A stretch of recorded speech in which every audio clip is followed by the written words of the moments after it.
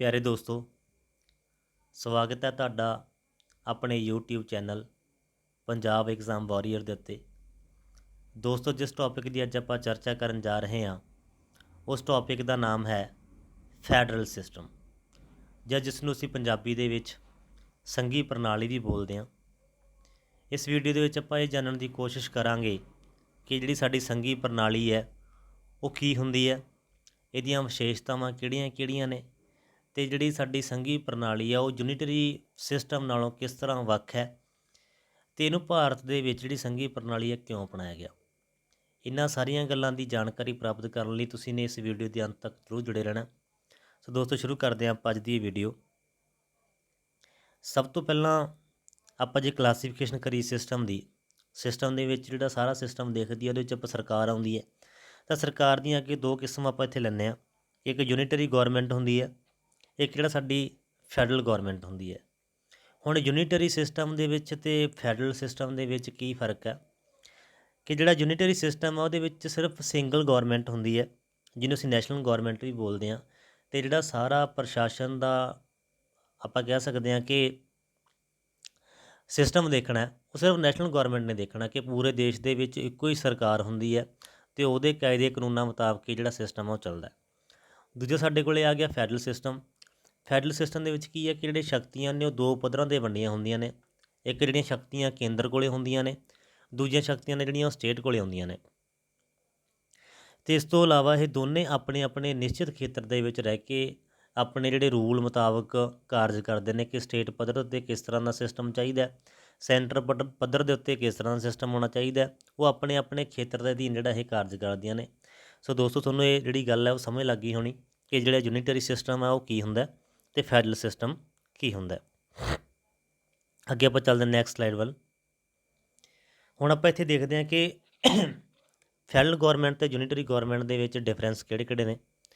ਸਭ ਤੋਂ ਪਹਿਲੀ ਗੱਲ ਤਾਂ ਇਹੀ ਹੈ ਕਿ ਜਿਹੜਾ ਫੈਡਰਲ ਸਿਸਟਮ ਹੈ ਇਹਦੇ ਵਿੱਚ ਦੋਹਰਾ ਸ਼ਾਸਨ ਹੁੰਦਾ, ਜਿਵੇਂ ਆਪਾਂ ਪਹਿਲਾਂ ਗੱਲ ਕਰ ਚੁੱਕੇ ਹਾਂ ਕਿ ਸਟੇਟ ਪੱਧਰ ਦੇ ਉੱਤੇ ਸਰਕਾਰਾਂ ਬਣਦੀਆਂ ਨੇ ਅਤੇ ਕੇਂਦਰ ਪੱਧਰ 'ਤੇ ਸਰਕਾਰ ਬਣਦੀ ਹੈ। ਪਰੰਤੂ ਜਿਹੜਾ ਯੂਨਿਟਰੀ ਗੌਰਮੈਂਟ ਹੈ ਇਹਦੇ ਵਿੱਚ ਸਿਰਫ ਇੱਕੋ ਹੀ ਸਿੰਗਲ ਗੌਰਮੈਂਟ ਹੁੰਦੀ ਹੈ ਜਿਹੜੀ ਪੂਰਾ ਸਿਸਟਮ ਨੂੰ ਦੇਖਦੀ ਹੈ। ਦੂਜਾ ਸਾਡੇ ਕੋਲ ਫੈਡਰਲ ਸਿਸਟਮ ਦੇ ਵਿੱਚ ਰਿਟਨ ਕਾਂਸਟੀਟਿਊਸ਼ਨ ਹੁੰਦਾ, ਅਤੇ ਯੂਨਿਟਰੀ ਗੌਰਮੈਂਟ ਦੇ ਵਿੱਚ ਜਿਹੜਾ ਕਾਂਸਟੀਟਿਊਸ਼ਨ ਆ ਉਹ ਰਿਟਨ ਵੀ ਹੋ ਸਕਦਾ ਅਤੇ ਅਨਰਿਟਨ ਵੀ ਹੋ ਸਕਦਾ। ਜਿਵੇਂ ਫਰਾਂਸ ਦੇ ਵਿੱਚ ਜਿਹੜਾ ਹੈ ਉਹ ਰਿਟਨ ਕਾਂਸਟੀਟਿਊਸ਼ਨ ਹੈ, ਅਤੇ ਬ੍ਰਿਟੇਨ ਦੇ ਵਿੱਚ ਹੈ ਜਿਹੜਾ ਉਹ ਅਨਰਿਟਨ ਕਾਂਸਟੀਟਿਊਸ਼ਨ ਹੈ। ਅਤੇ ਸਾਡਾ ਭਾਰਤ ਦਾ ਜਿਹੜਾ ਸੰਵਿਧਾਨ ਹੈ ਉਹ ਸਭ ਤੋਂ ਜ਼ਿਆਦਾ ਲੈਂਦੀਐਸਟ ਹੈ। ਇਹ ਆਪਾਂ ਪਹਿਲਾਂ ਵੀ ਪਿਛਲੀਆਂ ਵੀਡੀਓ ਵਿੱਚ ਗੱਲ ਕਰ ਚੁੱਕੇ ਹਾਂ ਕਿ ਜੇਕਰ ਇਹ ਸਵਾਲ ਬਣਦਾ ਕਿ ਸਭ ਤੋਂ ਵਿਸਤ੍ਰਿਤ ਸੰਵਿਧਾਨ ਅਤੇ ਲਿਖਤੀ ਸੰਵਿਧਾਨ ਕਿੱਥੋਂ ਦਾ ਹੈ, ਤਾਂ ਉਹ ਭਾਰਤ ਦਾ ਹੁੰਦਾ ਹੈ। ਇਸ ਤੋਂ ਇਲਾਵਾ ਤੀਜੀ ਆਪਾਂ ਜੇ ਗੱਲ ਕਰੀਏ ਪੁਆਇੰਟ ਦੀ ਕਿ division of powers between the national and regional government, ਕਿ ਜਿਹੜੀ ਸਾਡੀ ਫੈਡਰਲ ਸਿਸਟਮ ਹੈ ਉਹਦੇ ਵਿੱਚ ਜਿਹੜੀਆਂ ਸ਼ਕਤੀਆਂ ਨੇ ਉਹ ਸਰਕਾਰਾਂ ਦੇ ਵਿੱਚ ਵੰਡੀਆਂ ਹੁੰਦੀਆਂ ਨੇ। ਸਰਕਾਰਾਂ ਦਾ ਭਾਵ ਇੱਥੇ ਕੇਂਦਰ ਦੇ ਪੱਧਰ 'ਤੇ ਵੰਡੀਆਂ ਹੁੰਦੀਆਂ ਨੇ ਅਤੇ ਸਟੇਟ ਪੱਧਰ 'ਤੇ ਵੰਡੀਆਂ ਹੁੰਦੀਆਂ ਨੇ। ਪਰੰਤੂ ਯੂਨਿਟਰੀ ਗੌਰਮੈਂਟ ਦੇ ਵਿੱਚ ਇਸ ਤਰ੍ਹਾਂ ਦੀ ਕੋਈ ਪੋਜੀਸ਼ਨ ਨਹੀਂ ਹੁੰਦੀ। ਉੱਥੇ ਸਿਰਫ ਜਿਹੜੀ ਸਾਰੀ ਸ਼ਕਤੀਆਂ ਹੁੰਦੀਆਂ ਨੇ ਉਹ ਕੇਂਦਰ ਸਰਕਾਰ ਕੋਲ ਹੀ ਹੁੰਦੀਆਂ ਨੇ। ਇਸ ਤੋਂ ਇਲਾਵਾ ਸੁਪਰਮੇਸੀ ਆਫ ਦਾ ਕਾਂਸਟੀਟਿਊਸ਼ਨ, ਆਪਾਂ ਦੇਖਦੇ ਹਾਂ ਕਿ ਜਿਹੜਾ ਸਾਡਾ ਸੰਵਿਧਾਨ ਆ ਉਹ ਸਰਵਉੱਚ ਹੈ ਅਤੇ ਸਾਡੇ ਸੰਵਿਧਾਨ ਦੀ ਮਰਿਆਦਾ ਦੇ ਉਲਟ ਕਿਸੇ ਤਰ੍ਹਾਂ ਦਾ ਕੋਈ ਕਾਨੂੰਨ ਨਹੀਂ ਬਣਾਇਆ ਜਾ ਸਕਦਾ। ਆਪਾਂ ਜੁਡੀਸ਼ੀਅਲ ਰਿਵਿਊ ਦੀ ਗੱਲ ਕੀਤੀ ਪਿਛਲੀਆਂ ਵੀਡੀਓ ਦੇ ਵਿੱਚ ਜਦੋਂ ਆਪਾਂ 9th ਸ਼ਡਿਊਲ ਦੀ ਗੱਲ ਕਰਦੇ ਸੀਗੇ। ਪਰੰਤੂ ਜਿਹੜਾ ਯੂਨਿਟਰੀ ਸਿਸਟਮ ਹੈ ਉਹਦੇ ਵਿੱਚ ਜਿਹੜਾ ਕਾਂਸਟੀਟਿਊਸ਼ਨ ਹੈ ਉਹ ਸੁਪਰੀਮ ਹੋ ਵੀ ਸਕਦਾ ਅਤੇ ਨਹੀਂ ਵੀ ਹੋ ਸਕਦਾ। ਜਿਸ ਤਰ੍ਹਾਂ ਜਾਪਾਨ ਦੇ ਵਿੱਚ ਉਹ ਸੁਪਰੀਮ ਹੈ ਅਤੇ ਬ੍ਰਿਟੇਨ ਦੇ ਵਿੱਚ ਉਹ ਸੁਪਰੀਮ ਨਹੀਂ ਹੈ। ਰਿਜਿਡ ਕਾਂਸਟੀਟਿਊਸ਼ਨ ਹੁੰਦਾ ਫੈਡਰਲ ਸਿਸਟਮ ਦੇ ਵਿੱਚ ਕਿ ਜੇਕਰ ਕੋਈ ਸੋਧ ਕਰਨੀ ਹੈ ਤਾਂ ਉਹਦੇ ਵਾਸਤੇ ਸਪੈਸ਼ਲ ਮੈਜੋਰਟੀ ਲੱਗਦੀ ਹੈ। ਅਤੇ ਯੂਨਿਟਰੀ ਗੌਰਮੈਂਟ ਦੇ ਵਿੱਚ ਜਿਹੜਾ ਹੈ ਉਹ ਕਾਂਸਟੀਟਿਊਸ਼ਨ ਹੈ ਉਹ ਰਿਜਿਡ ਵੀ ਹੋ ਸਕਦਾ ਅਤੇ ਫਲੈਕਸੀਬਲ ਵੀ ਹੋ ਸਕਦਾ। ਫੈਡਰਲ ਸਿਸਟਮ ਦੇ ਵਿੱਚ ਜਿਹੜੀ ਜੁਡੀਸ਼ਰੀ ਹੈ ਉਹ ਇੰਡੀਪੈਂਡੈਂਟ ਹੁੰਦੀ ਹੈ। ਇੰਡੀਪੈਂਡੈਂਟ ਤੋਂ ਭਾਵ ਇਹ ਹੈ ਕਿ ਜਦੋਂ ਵੀ ਉਹਨੇ ਕੋਈ ਫੈਸਲਾ ਕਰਨਾ ਉਹਨਾਂ ਉੱਪਰ ਕਿਸੇ ਤਰ੍ਹਾਂ ਦਾ ਕੋਈ ਜਿਹੜਾ ਦਬਾਅ ਹੈ, ਕੋਈ ਪ੍ਰੈਸ਼ਰ ਹੈ ਉਹ ਨਹੀਂ ਹੋਣਾ ਚਾਹੀਦਾ। ਪਰੰਤੂ ਜਿਹੜਾ ਆਪਾਂ ਯੂਨਿਟਰੀ ਗੌਰਮੈਂਟ ਦੀ ਗੱਲ ਕਰਦੇ ਹਾਂ ਉੱਥੇ ਜਿਹੜਾ ਜੁਡੀਸ਼ਰੀ ਹੈ ਉਹ ਇੰਡੀਪੈਂਡੈਂਟ ਵੀ ਹੋ ਸਕਦੀ ਹੈ, ਪਰੰਤੂ ਮੇ ਨਾਟ ਵੀ ਇੰਡੀਪੈਂਡੈਂਟ ਵੀ ਹੋ ਸਕਦੀ ਹੈ। ਇਸ ਤੋਂ ਇਲਾਵਾ ਬਾਈਕੈਮਰਲ ਲੈਜਿਸਲੇਚਰ ਹੁੰਦਾ। ਬਾਈਕੈਮਰਲ ਤੋਂ ਭਾਵ ਜਿਵੇਂ ਸਾਡੇ ਲੋਕ ਸਭਾ ਅਤੇ ਰਾਜ ਸਭਾ ਦੋ ਸਦਨ ਨੇ, ਅਤੇ ਇਸੇ ਤਰ੍ਹਾਂ ਜਿਹੜੇ ਸਾਡੀਆਂ ਸਟੇਟਸ ਨੇ ਉੱਥੇ ਜਾ ਕੇ ਵਿਧਾਨ ਪਰਿਸ਼ਦ ਅਤੇ ਵਿਧਾਨ ਸਭਾ ਆ ਜਾਂਦੀਆਂ ਨੇ। ਇੱਧਰ ਆਪਾਂ ਗੱਲ ਕਰੀਏ ਕਿ ਯੂਨਿਟਰੀ ਦੇ ਵਿੱਚ ਉੱਥੇ ਜਿਹੜਾ ਲੈਜਿਸਲੇਚਰ ਆ ਉਹ ਬਾਈਕੈਮਰਲ ਹੋ ਵੀ ਸਕਦਾ ਅਤੇ ਨਹੀਂ ਵੀ ਹੋ ਸਕਦਾ। ਇਸ ਤੋਂ ਇਲਾਵਾ ਆਪਾਂ ਫੈਡਰੇਸ਼ਨ ਸ਼ਬਦ ਹੈ ਜਿਹੜਾ ਉਹ ਕਿਵੇਂ ਬਣਦਾ ਹੈ ਕਿ ਇਹ integration plus disintegration is equal to federation. ਇਹ ਫੈਡਰੇਸ਼ਨ ਹੈ ਜਿਹੜਾ ਉਹ ਇੰਟੀਗ੍ਰੇਸ਼ਨ ਨਾਲ ਵੀ ਬਣ ਸਕਦਾ ਅਤੇ ਡਿਸਇੰਟੀਗ੍ਰੇਸ਼ਨ ਨਾਲ ਵੀ ਬਣ ਸਕਦਾ। ਇੰਟੀਗ੍ਰੇਸ਼ਨ ਦਾ ਭਾਵ ਇਹ ਹੈ ਕਿ ਪਹਿਲਾਂ ਛੋਟੇ ਛੋਟੇ ਟੁਕੜੇ ਖਿੰਡੇ ਹੋਏ ਸੀ ਕਿ ਬਾਅਦ ਦੇ ਵਿੱਚ ਉਹ ਕਿਸੇ ਐਗਰੀਮੈਂਟ ਥਰੂ ਇਕੱਠੇ ਹੋ ਜਾਂਦੇ ਨੇ ਤਾਂ ਉਹ ਇੰਟੀਗ੍ਰੇਟ ਹੋ ਜਾਂਦੇ ਨੇ। ਜਿਸ ਤਰ੍ਹਾਂ USA ਦੇ ਵਿੱਚ ਹੋਇਆ ਕਿ ਪਹਿਲਾਂ ਸਟੇਟ ਸੀਗੇ ਅਲੱਗ-ਅਲੱਗ ਖਿੰਡੇ ਪਏ ਸੀ, ਬਾਅਦ ਦੇ ਵਿੱਚ ਉਹ ਇਕੱਠੇ ਹੋ ਕੇ ਇੱਕ ਜਿਹੜਾ ਇਹ ਸਿਸਟਮ ਹੈ ਫੈਡਰੇਸ਼ਨ ਆ ਉਹਨੂੰ ਕ੍ਰੀਏਟ ਕਰਦੇ ਆ। ਇਸ ਤੋਂ ਇਲਾਵਾ ਫਿਰ ਡਿਸਇੰਟੀਗ੍ਰੇਸ਼ਨ ਆਉਂਦਾ। ਡਿਸਇੰਟੀਗ੍ਰੇਸ਼ਨ ਦੇ ਵਿੱਚ ਕੀ ਹੁੰਦਾ ਕਿ ਪਹਿਲਾਂ ਉਹ ਯੂਨਿਟਰੀ ਗੌਰਮੈਂਟ ਸੀ, ਬਾਅਦ ਦੇ ਵਿੱਚ ਉਹਨਾਂ ਨੇ ਆਪਣੇ ਆਪ ਨੂੰ ਸਟੇਟ ਪੱਧਰ 'ਤੇ ਜਿਹੜੀਆਂ ਪਾਰਟਸ ਸੀਗੀਆਂ ਉਹ ਡਿਵਾਈਡ ਕਰਤੀਆਂ। ਜਿਸ ਤਰ੍ਹਾਂ ਆਪਾਂ ਕੈਨੇਡਾ ਦੀ ਗੱਲ ਕਰਦੇ ਹਾਂ ਤਾਂ ਜਿਹੜਾ ਸਾਡਾ ਫੈਡਰੇਸ਼ਨ ਆ ਉਹ ਇੰਟੀਗ੍ਰੇਸ਼ਨ ਪਲੱਸ ਡਿਸਇੰਟੀਗ੍ਰੇਸ਼ਨ ਦਾ ਰੂਪ ਹੈ ਕਿ ਦੋਨਾਂ ਪ੍ਰਕਾਰ ਦੇ ਨਾਲ ਜਿਹੜਾ ਸਾਡਾ ਫੈਡਰੇਸ਼ਨ ਆ ਉਹ ਹੋਂਦ ਦੇ ਵਿੱਚ ਆਉਂਦਾ। ਬੇਸ਼ੱਕ ਉਹ ਇੰਟੀਗ੍ਰੇਸ਼ਨ ਹੋਵੇ ਜਿਵੇਂ ਆਪਾਂ USA ਦੀ ਗੱਲ ਕੀਤੀ, ਬੇਸ਼ੱਕ ਉਹ ਡਿਸਇੰਟੀਗ੍ਰੇਸ਼ਨ ਹੋਵੇ ਜਿਸ ਤਰ੍ਹਾਂ ਆਪਾਂ ਕੈਨੇਡਾ ਦੀ ਗੱਲ ਕੀਤੀ ਹੈ। ਹੁਣ ਸਾਡੇ ਭਾਰਤ ਦੇ ਵਿੱਚ ਫੈਡਰਲ ਸਿਸਟਮ ਅਪਣਾਉਣ ਦੇ ਕਾਰਨ ਕੀ ਨੇ? ਪਹਿਲੀ ਗੱਲ ਤਾਂ the large size of the country, ਕਿ ਜਿਹੜਾ ਸਾਡਾ ਭਾਰਤ ਹੈ ਇਹਦੀ ਜਨਸੰਖਿਆ ਬਹੁਤ ਹੈ, ਬਹੁਤ ਵੱਡੇ ਪੱਧਰ ਦੇ ਉੱਤੇ ਜਿਹੜਾ ਇਹ ਫੈਲਿਆ ਹੋਇਆ ਕਿ ਇੰਨੀ ਜਨਸੰਖਿਆ ਨੂੰ ਕੰਟਰੋਲ ਕਰਨ ਵਾਸਤੇ ਜਿਹੜੀ ਨੈਸ਼ਨਲ ਗੌਰਮੈਂਟ ਹੈ, ਸਿਰਫ ਇੱਕ ਗੌਰਮੈਂਟ ਆ ਉਹ ਕਾਰਜ ਨਹੀਂ ਕਰ ਸਕਦੀ। ਸਾਨੂੰ ਸਟੇਟ ਪੱਧਰ ਦੇ ਉੱਤੇ ਵੀ ਜਿਹੜੀਆਂ ਸ਼ਕਤੀਆਂ ਦੀ ਵੰਡ ਕਰਨੀ ਪਊਗੀ ਤਾਂ ਜੋ ਜਿਹੜਾ ਪੂਰਾ ਸਿਸਟਮ ਉਹ ਸਹੀ ਢੰਗ ਨਾਲ ਚੱਲ ਸਕੇ। ਆਪਾਂ ਦੇਖ ਸਕਦੇ ਹਾਂ ਕਿ ਭਾਰਤ ਦੂਜੇ ਨੰਬਰ 'ਤੇ ਆਉਂਦਾ ਜਨਸੰਖਿਆ ਦੇ ਰੂਪ ਦੇ ਵਿੱਚ, ਚੀਨ ਪਹਿਲੇ ਨੰਬਰ 'ਤੇ ਹੈ ਅਤੇ ਇਹ ਵੀ ਗੱਲ ਆ ਰਹੀ ਹੈ ਕਿ 2030 ਤੱਕ ਜਿਹੜਾ ਭਾਰਤ ਹੈ ਉਹ ਜਨਸੰਖਿਆ ਦੇ ਵਿੱਚ ਪਹਿਲੇ ਨੰਬਰ 'ਤੇ ਆ ਜਾਊਗਾ ਅਤੇ ਆਉਣ ਵਾਲੇ 70 ਸਾਲਾਂ ਦੇ ਵਿੱਚ ਜਿਹੜੀ ਭਾਰਤ ਦੀ ਇਹ ਰਿਕਾਰਡ ਨੂੰ ਕੋਈ ਨਹੀਂ ਤੋੜ ਸਕਦਾ। ਇਸ ਤੋਂ ਇਲਾਵਾ ਜੇ ਆਪਾਂ ਗੱਲ ਕਰੀਏ ਅਗਲਾ ਪੁਆਇੰਟ ਜਿਹੜਾ ਹੈ ਇਹਦੀ ਜਿਹੜੀ ਸੋਸ਼ੋ ਕਲਚਰ ਡਾਇਵਰਸਿਟੀ ਹੈ।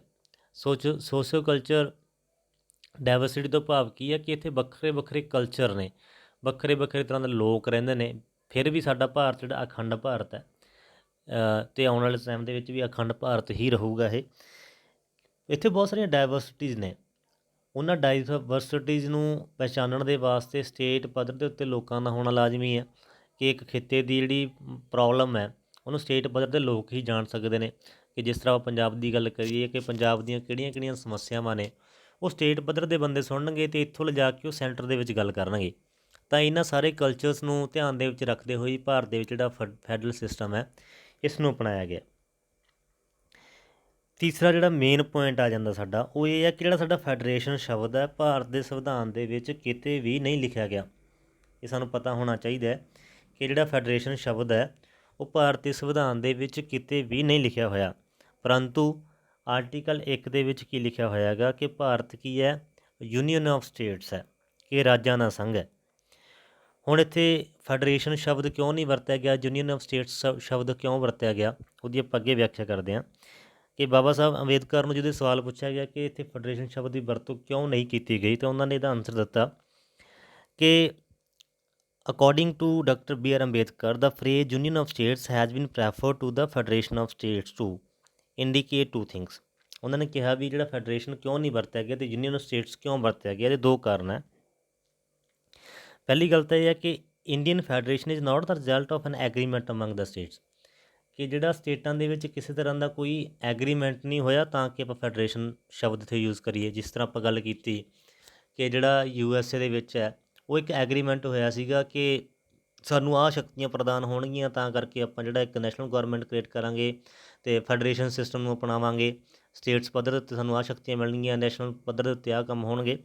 ਪਹਿਲੀ ਗੱਲ ਤਾਂ ਇਹ ਆ ਗਈ ਕਿ ਭਾਰਤ ਨੂੰ ਫੈਡਰੇਸ਼ਨ ਸ਼ਬਦ ਕਿਉਂ ਨਹੀਂ ਵਰਤਿਆ ਗਿਆ, ਕਿਉਂਕਿ ਜਿਹੜਾ ਭਾਰਤ ਦੇ ਸਟੇਟਸ ਨੇ ਕਿਸੇ ਐਗਰੀਮੈਂਟ ਕਰਕੇ ਨਹੀਂ ਹੋਂਦ ਵਿੱਚ ਆਏ। ਦੂਜਾ ਕੀ ਹੈ ਕਿ ਇਹ the states have no right to ਸਸੀਡ।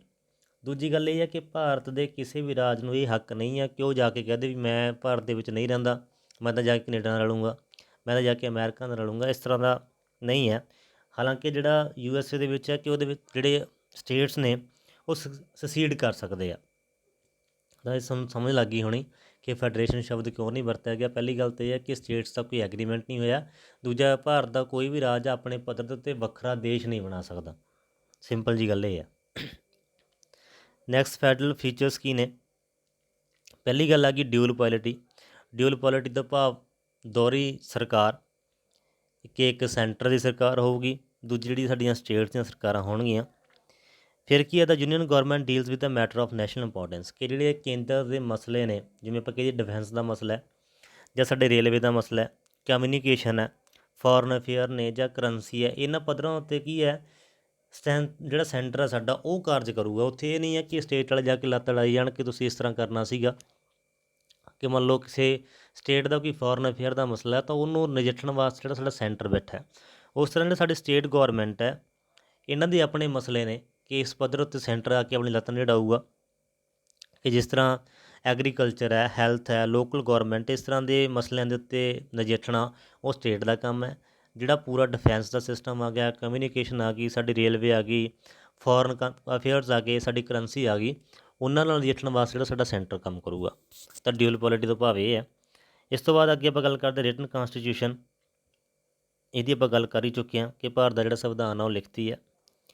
ਫਿਰ ਆ ਗਿਆ division of powers. Division of power ਦਾ ਮਤਲਬ ਕੀ ਹੈ ਕਿ ਜਿਹੜੀਆਂ ਸ਼ਕਤੀਆਂ ਦੀ ਵੰਡ ਕੀਤੀ ਗਈ ਹੈ ਸੈਂਟਰ ਦੇ ਵਿੱਚ ਅਤੇ ਜਿਹੜੀਆਂ ਸਾਡੀਆਂ ਸਟੇਟ ਪੱਧਰ ਦੀਆਂ ਸਰਕਾਰਾਂ ਨੇ ਉੱਥੇ ਅਲੱਗ-ਅਲੱਗ ਸਬਜੈਕਟ ਹੈ।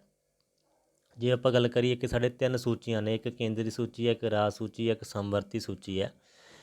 ਅਤੇ ਇਹਦੀ ਵੀ ਆਪਾਂ ਥੋੜ੍ਹੀ ਜਿਹੀ ਬੈਕਗਰਾਊਂਡ ਗੱਲ ਕਰ ਲਈਏ ਕਿ ਜਿਹੜੀਆਂ ਇਹ ਸੂਚੀਆਂ ਨੇ ਕਿੱਥੋਂ ਬੋਰੋ ਕੀਤੀਆਂ ਗਈਆਂ ਨੇ, ਇਹ ਆਸਟ੍ਰੇਲੀਆ ਦੇ ਸੰਵਿਧਾਨ ਤੋਂ ਜਿਹੜੀਆਂ ਕਾਪੀ ਕੀਤੀਆਂ ਗਈਆਂ ਨੇ। ਜਿਹੜਾ ਸੈਂਟਰ ਹੈ ਉਹਦੇ ਵਿੱਚ ਕਿੰਨੇ ਸਬਜੈਕਟ ਆਉਂਦੇ ਆ, ਸੈਂਟਰ ਸੂਚੀ ਦੇ ਵਿੱਚ 100 ਸਬਜੈਕਟ ਆਉਂਦੇ ਆ, ਸਟੇਟ ਵਾਲੀ ਦੇ ਵਿੱਚ 61 ਹੈ, ਅਤੇ ਸੈਂਟਰ ਦੇ ਸਟੇਟਸ ਜਿਹਨੂੰ ਅਸੀਂ ਸਮਵਰਤੀ ਸੂਚੀ ਜਾਂ ਕਨਕਰੰਟ ਲਿਸਟ ਬੋਲਦੇ ਹਾਂ ਉਹਦੇ ਵਿੱਚ 52 ਸਬਜੈਕਟ ਆਉਂਦੇ ਆ। ਫਿਰ ਅਗਲਾ ਸਾਡਾ ਪੁਆਇੰਟ ਆਉਂਦਾ ਕਿ ਸੁਪਰਮੇਸੀ ਆਫ ਦਾ ਕਾਨਸਟੀਟਿਊਸ਼ਨ, ਕਿ ਜਿਹੜਾ ਸਾਡਾ ਸੰਵਿਧਾਨ ਆ ਉਹ ਸਰਵਉੱਚ ਹੈ। ਸਰਵਉੱਚ ਤੋਂ ਭਾਵ ਇਹ ਹੈ ਕਿ ਕੋਈ ਵੀ ਜਿਹੜਾ ਪਾਰਲੀਮੈਂਟ ਆ ਉਹ ਇਸ ਤਰ੍ਹਾਂ ਦਾ ਕਾਨੂੰਨ ਨਹੀਂ ਬਣਾ ਸਕਦੀ ਜਿਹੜਾ ਸਾਡੀ ਸੰਵਿਧਾਨ ਦੀ ਮਰਿਆਦਾ ਦੇ ਉਲਟ ਜਾਂਦਾ। ਜੇਕਰ ਉਹ ਇਸ ਤਰ੍ਹਾਂ ਦਾ ਕੁਛ ਕਰਦੀ ਹੈ ਤਾਂ ਸਾਡੇ ਸੰਵਿਧਾਨ ਦੇ ਵਿੱਚ ਜੁਡੀਸ਼ੀਅਲ ਰਿਵਿਊ ਹੈ। ਜੁਡੀਸ਼ੀਅਲ ਰਿਵਿਊ ਤੋਂ ਭਾਵ ਕੀ ਹੈ ਕਿ ਉਹਦੀ ਦੇਖਪਰਖ ਕਰਕੇ ਕਿ ਕਿਤੇ ਇਹ ਜਾ ਕੇ ਸਾਡੀ ਸੰਵਿਧਾਨ ਦੀ ਮਰਿਆਦਾ ਦੀ ਉਲਟ ਤਾਂ ਨਹੀਂ ਜਾਂਦਾ। ਜੇਕਰ ਜਾਂਦਾ ਤਾਂ ਉਹਨੂੰ ਉਸ ਉੱਥੇ ਹੀ ਖਾਰਜ ਕਰ ਦਿੱਤਾ ਜਾਂਦਾ ਸੁਪਰੀਮ ਕੋਰਟ ਵੱਲੋਂ। ਇਸ ਤੋਂ ਇਲਾਵਾ the laws enacted by the centre and states must conform to its provisions otherwise they can be declared invalid by the Supreme Court or the High Court through their power of judicial review. ਇਹ ਆਪਾਂ ਗੱਲ ਕਰ ਚੁੱਕੇ ਹਾਂ। ਦੂਜਾ ਜਿਹੜਾ ਸਾਡਾ ਕਾਨਸਟੀਟਿਊਸ਼ਨ ਦਾ supreme ਹੈ ਕਾਨੂੰਨ ਦੇ ਪੱਧਰ ਦੇ ਉੱਤੇ। ਨੈਕਸਟ ਪੁਆਇੰਟ ਆਉਂਦਾ ਸਾਡਾ ਜਿਹੜਾ ਰਿਜਿਡ ਕਾਨਸਟੀਟਿਊਸ਼ਨ। ਰਿਜਿਡ ਕਾਨਸਟੀਟਿਊਸ਼ਨ ਤੋਂ ਭਾਵ ਕੀ ਹੈ ਕਿ ਜਿਹੜਾ ਸਾਡਾ ਕਠੋਰ ਸੰਵਿਧਾਨ ਹੈ।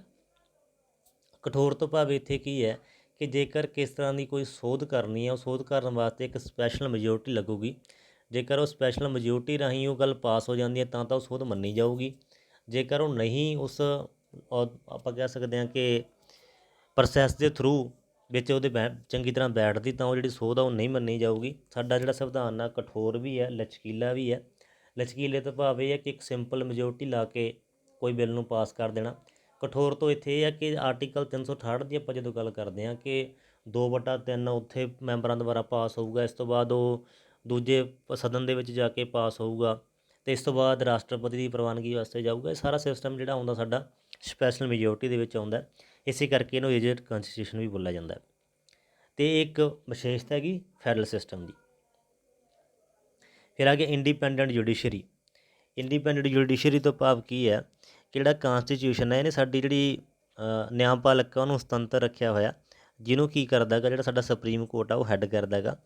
ਉਹਦੀ ਅਗਵਾਈ ਦੇ ਵਿੱਚ ਸਾਰੇ ਕੰਮ ਹੁੰਦੇ ਨੇ। ਜੇਕਰ ਕੋਈ ਸੈਂਟਰ ਦਾ ਅਤੇ ਸਟੇਟ ਦਾ ਆਪਦਾ ਮਸਲਾ ਉਲਝਦਾ ਕਿਸੇ ਵਿਸ਼ੇ ਨੂੰ ਲੈ ਕੇ ਤਾਂ ਉਹਨੂੰ ਸੁਲਝਾਉਣ ਵਾਸਤੇ ਵੀ ਕੀ ਹੈ ਜਿਹੜਾ ਸਾਡਾ ਸੁਪਰੀਮ ਕੋਰਟ ਹੈ ਉਹ ਕੰਮ ਕਰਦਾ। ਦੂਜੀ ਗੱਲ ਇਹ ਹੈ ਕਿ ਜਦੋਂ ਆਪਾਂ ਗੱਲ ਕਰਦੇ ਹਾਂ ਕਿ ਜਿਹੜਾ ਸਾਡਾ ਸੁਪਰੀਮ ਕੋਰਟ ਦਾ ਜੱਜ ਹੈ ਉਹਦੀ ਉਮਰ ਰਿਟਾਇਰ ਹੋਣ ਦੀ ਉਮਰ ਜਿਹੜੀ ਹੈ 65 ਈਅਰਸ ਹੈ, ਅਤੇ ਜਿਹੜਾ ਸਾਡਾ ਹਾਈ ਕੋਰਟ ਦਾ ਜੱਜ ਹੈ ਉਹਦੀ 62 ਹੈ। ਇਸ ਤੋਂ ਬਾਅਦ ਇੱਕ ਗੱਲ ਹੋਰ ਉੱਥੇ ਲਿਖੀ ਹੁੰਦੀ ਹੈ ਕਿ ਇਹ ਸੀਨੀਅਰ ਜੱਜ ਨੇ ਜਦੋਂ ਆਪਣੀ ਰਿਟਾਇਰਮੈਂਟ ਹੋ ਗਈ ਇਸ ਤੋਂ ਬਾਅਦ ਇਹ ਕਿਸੇ ਲਾਭਦਾਇਕ ਅਹੁਦੇ 'ਤੇ ਨਹੀਂ ਲੱਗ ਸਕਦੇ। ਉਹਦਾ ਕਾਰਨ ਵੀ ਇਹੀ ਹੈ ਕਿ ਤਾਂ ਜੋ ਜਿਹੜਾ ਸਾਡਾ ਨਿਆਂਪਾਲਕ ਉਹ ਸੁਤੰਤਰ ਰਹੇ। ਜੇਕਰ ਇਸ ਤਰ੍ਹਾਂ ਦੀ ਪ੍ਰੋਵੀਜ਼ਨ ਹੋਵੇ ਕਿ ਜਿਹੜੇ ਜੱਜ ਨੇ ਉਹ ਆਪਣੀ ਰਿਟਾਇਰਮੈਂਟ ਤੋਂ ਬਾਅਦ ਵੀ ਕੋਈ ਜਿਹੜਾ ਲਾਭਦਾਇਕ ਅਹੁਦਾ ਪ੍ਰਾਪਤ ਕਰ ਸਕਦੇ ਨੇ ਤਾਂ ਫਿਰ ਸਾਡੀ ਜਿਹੜੀ ਨਿਆਂਪਾਲਕ ਹੈ ਉਹਦੇ ਇਨਸਾਫ ਦੇ ਪੱਧਰ ਨੂੰ ਖਤਰਾ ਹੋ ਜਾਊਗਾ, ਕਿਉਂਕਿ ਜਿਹੜੇ ਜੱਜ ਨੇ ਉਹਨਾਂ ਦੇ ਮਨ ਦੇ ਵਿੱਚ ਇਹ ਗੱਲ ਬੈਠ ਜੂਗੀ ਕਿ ਬਾਅਦ ਦੇ ਵਿੱਚ ਅਸੀਂ ਸਰਕਾਰਾਂ ਤੋਂ ਕੰਮ ਲੈਣਾ। ਕੰਮ ਤੋਂ ਭਾਵ ਇਹ ਹੈ ਕਿ ਅਸੀਂ ਨੌਕਰੀ ਕਰਨੀ ਹੈ ਤਾਂ ਉਹ ਸਰਕਾਰ ਦੇ ਹਿੱਤਾਂ ਦੀ ਗੱਲ ਜ਼ਿਆਦਾ ਕਰਨਗੇ। ਇਸੇ ਕਰਕੇ ਜਿਹੜੀ ਸਾਡੀ ਜੁਡੀਸ਼ਰੀ ਆ ਉਹਨੂੰ ਇੰਡੀਪੈਂਡੈਂਟ ਰੱਖਿਆ ਗਿਆ ਤਾਂ ਕਿ ਕਿਸੇ ਤਰ੍ਹਾਂ ਦਾ ਉੱਤੇ ਪ੍ਰੈਸ਼ਰ ਨਾ ਬਣਾਇਆ ਜਾ ਸਕੇ। ਅਗਲਾ ਪੁਆਇੰਟ ਆ ਗਿਆ ਬਾਇਕੈਮਰਲਿਜ਼ਮ।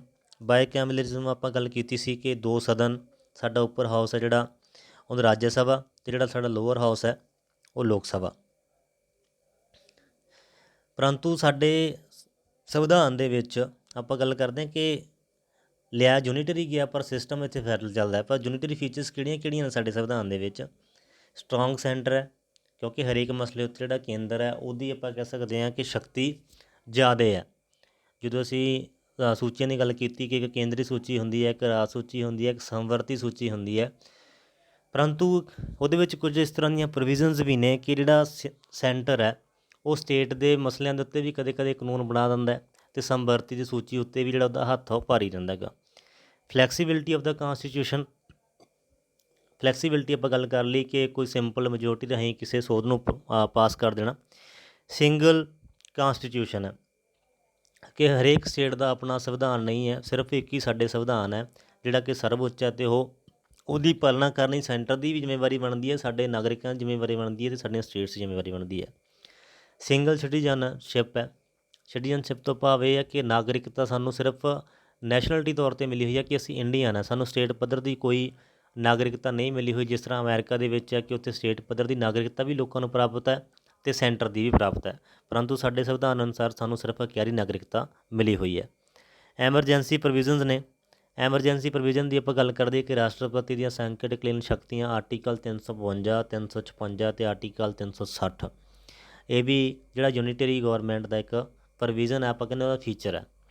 ਆਲ ਇੰਡੀਆ ਸਰਵਿਸਿਜ਼, ਜਿਵੇਂ ਸਾਡੇ IAS IPS ਅਧਿਕਾਰੀ ਨੇ, IFS ਅਧਿਕਾਰੀ ਨੇ, ਉਹ ਜਿਹੜੇ ਸੈਂਟਰ ਦੇ ਵਿੱਚ ਤਾਂ ਕੰਮ ਕਰਦੇ ਨੇ, ਉਹ ਆਪਾਂ ਚੱਕ ਕੇ ਉਹਨਾਂ ਨੂੰ ਕੀ ਕਰਦੇ ਆ, ਬਾਅਦ ਦੇ ਵਿੱਚ ਸਟੇਟ ਪੱਧਰ ਦੇ ਉੱਤੇ ਵੀ ਲਾਇਆ ਜਾ ਸਕਦਾ ਹੈ, ਪਰੰਤੂ ਮੇਨ ਕੰਮ ਉਹਨਾਂ ਦਾ ਕੀ ਹੈ? ਆਲ ਇੰਡੀਆ ਦੇ ਵਿੱਚ ਕੰਮ ਕਰਨਾ, ਆਲ ਇੰਡੀਆ ਸਰਵਿਸਿਜ਼ ਨੇ।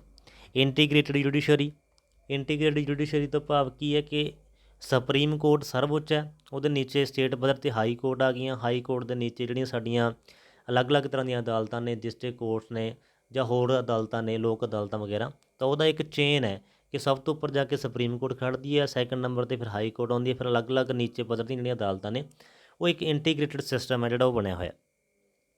ਅਪਾਇੰਟਮੈਂਟ ਆਫ ਦਾ ਗਵਰਨਰ, ਕਿ ਜਿਹੜਾ ਸਾਡਾ ਰਾਜਪਾਲ ਹੈ, ਸਟੇਟ ਦੇ ਵਿੱਚ ਰਾਜਪਾਲਾਂ ਦੀ ਨਿਯੁਕਤੀ ਹੁੰਦੀ ਹੈ, ਉਹਨਾਂ ਦੀ ਨਿਯੁਕਤੀ ਕੌਣ ਕਰਦਾ ਹੈਗਾ? ਰਾਸ਼ਟਰਪਤੀ ਕਰਦਾ, ਪਰੰਤੂ ਕਿਹਦੀ ਸਲਾਹ ਨਾਲ ਕਰਦਾ ਹੈਗਾ? ਜਿਹੜਾ ਸਾਡਾ ਉੱਥੋਂ ਦਾ ਕਿਸੇ ਸਟੇਟ ਦਾ CM ਹੁੰਦਾ, ਉਹਦੀ ਸਲਾਹ ਨਾਲ ਜਿਹੜੀ ਗਵਰਨਰ ਦੀ ਨਿਯੁਕਤੀ ਆ ਉਹ ਕੀਤੀ ਜਾਂਦੀ ਹੈ। ਅਤੇ ਇਹ ਵੀ ਹੈ ਕਿ ਇੱਕ ਜਿਹੜਾ ਗਵਰਨਰ ਆ ਉਹ ਇੱਕ ਤੋਂ ਜ਼ਿਆਦਾ ਸਟੇਟਾਂ ਦਾ ਗਵਰਨਰ ਵੀ ਹੋ ਸਕਦਾ, ਵੀ ਅਸੀਂ ਗੱਲ ਧਿਆਨ ਦੇ ਵਿੱਚ ਰੱਖਣੀ ਹੈ। ਵੀਟੋ ਪਾਵਰ ਹੁੰਦੀ ਹੈ ਜਿਹੜੀ ਸਾਡੀ ਸਟੇਟ ਬਿੱਲ ਦੇ ਉੱਤੇ, ਕਿ ਕੋਈ ਬਿੱਲ ਹੈ ਜਿਹੜਾ ਉਹਦੇ ਉੱਤੇ ਬਰਾਬਰ ਬਹੁਮਤ ਪ੍ਰਾਪਤ ਹੋ ਗਿਆ, ਇੱਕੋ ਜਿਹੇ ਜਿਹੜੇ ਮਤ ਨੇ ਪ੍ਰਾਪਤ ਹੋ ਗਏ, ਬਹੁਮਤ ਨਹੀਂ ਆਪਾਂ ਕਹਿ ਸਕਦੇ, ਸੌਰੀ, ਇੱਕੋ ਜਿਹੇ ਮਤ ਪ੍ਰਾਪਤ ਹੋ ਗਏ, ਆਪਾਂ ਕਹਿੰਦੇ ਵੀ ਟਾਈ ਹੋ ਗਿਆ ਮੈਚ, ਤਾਂ ਉੱਥੇ ਵੀਟੋ ਪਾਵਰ ਹੈ ਜਿਹੜੀ ਉਹ ਇਸਤੇਮਾਲ ਹੁੰਦੀ ਹੈ ਕਿ ਕਿਹੜੇ ਪੱਧਰ 'ਤੇ ਬਿੱਲ ਪਾਸ ਕਰਨਾ। ਇੱਧਰਲੀ ਸਾਈਡ ਕਰਦਾ ਨੈਗੇਟਿਵਿਟੀ ਵਾਲੀ ਸਾਈਡ ਤਾਂ ਫੇਲ ਹੋ ਜਾਊਗਾ ਬਿੱਲ, ਜੇਕਰ ਜਿੱਧਰ ਐਂ ਲੱਗਦਾ ਹੈਗਾ ਕਿ ਪੋਜ਼ੀਟਿਵਿਟੀ ਵਾਲੀ ਸਾਈਡ ਕਰਦਾ ਪਾਸ ਹੋ ਜਾਊਗਾ, ਤਾਂ ਵੀਟੋ ਪਾਵਰ ਸਾਡੇ ਲੋਕ ਸਭਾ ਦੇ ਸਪੀਕਰ ਕੋਲ ਵੀ ਹੁੰਦੀ ਹੈ। ਤਾਂ ਅਸੀਂ ਇਹ ਵੀ ਜਿਹੜੀ ਸਾਰੀ ਸਿਸਟਮ ਹੈ, ਇਹ ਫੀਚਰਸ ਨੇ ਜਿਹੜੀਆਂ ਇਹ ਸਾਡੇ ਯੂਨਿਟਰੀ ਫੀਚਰਸ ਨੇ। ਸੋ ਦੋਸਤੋ, ਤੁਹਾਡਾ ਬਹੁਤ ਬਹੁਤ ਧੰਨਵਾਦ। ਇਹ ਸੀ ਆਪਣੀ ਅੱਜ ਦੀ ਵੀਡੀਓ। ਮੈਂ ਉਮੀਦ ਕਰਦਾ ਕਿ ਤੁਹਾਨੂੰ ਜਿਹੜਾ ਫੈਡਰਲ ਸਿਸਟਮ ਆ ਉਹ ਚੰਗੀ ਤਰ੍ਹਾਂ ਸਮਝ ਆ ਗਿਆ ਹੋਊਗਾ। ਜੇਕਰ ਤੁਹਾਨੂੰ ਲੱਗਦਾ ਕਿ ਇਸ ਵੀਡੀਓ ਦੇ ਵਿੱਚ ਤੁਹਾਨੂੰ ਜਿਹੜੀ ਲੋੜੀਂਦੀ ਜਾਣਕਾਰੀ ਆ ਉਹ ਪ੍ਰਾਪਤ ਹੋਈ ਹੈ, ਤਾਂ ਤੁਸੀਂ ਇਸ ਵੀਡੀਓ ਨੂੰ ਸ਼ੇਅਰ ਕਰਨਾ, ਆਪਣੇ ਚੈਨਲ ਨੂੰ ਵੱਧ ਤੋਂ ਵੱਧ ਸਬਸਕ੍ਰਾਈਬ ਕਰਨਾ ਅਤੇ ਵੀਡੀਓ ਨੂੰ ਲਾਈਕ ਜ਼ਰੂਰ ਕਰਨਾ। ਬਹੁਤ ਬਹੁਤ ਧੰਨਵਾਦ ਇੱਕ ਵਾਰ ਫਿਰ।